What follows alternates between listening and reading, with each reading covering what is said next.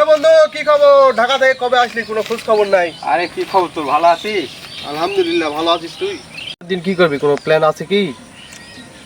Free মানুষের আবার কিসের প্ল্যান? তুই বল কি করা যায়। তাহলে চল ঘুরতে যাই। যাওয়ার সময় ভাড়া আমি দিব, আর তুই খাওয়ার বিলটা দিয়ে দিস।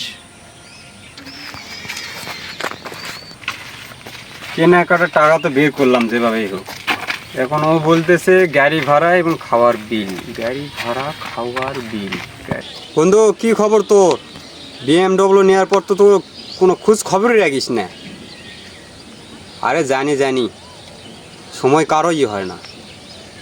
আচ্ছা শোন, অনেক দিন থেকে কোনো ট্যুর হয়নি, ভাবতেছি ঈদের পরের দিন একটা ট্যুর দেই।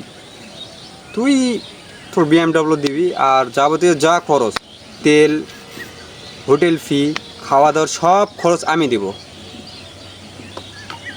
আচ্ছা ডান, ওকে।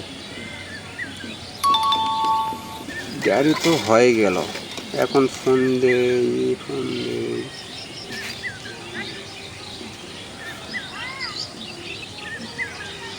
মাহবুজ কি খবর তোর? আলহামদুলিল্লাহ, আমিও ভালো আছি ভাই।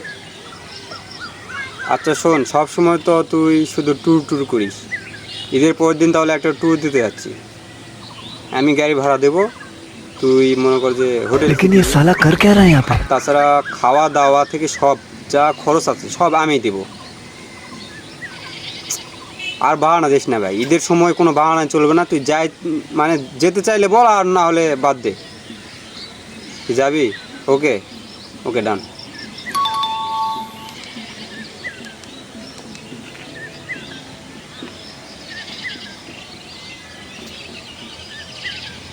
শালায় একবারে কোনো দিন ফোন রিসিভই করে না।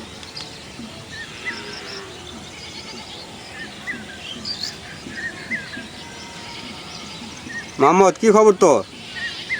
আরে 2 দিন হলো বাসায় আসলাম, কোনো খোঁজ খবর নাই। হ্যাঁ, সব সময় তুই ব্যস্ত থাকিস। আচ্ছা শোন, ঈদের পরের দিন একটা ট্যুর দিব, গাড়ি আমার, গাড়ির তেল আমার, তুই শুধু হোটেল ফি দিবি। ওরে বাবা, তুই তো গরম তেল যা দিলাম সঙ্গে সঙ্গে ভেজে গেল।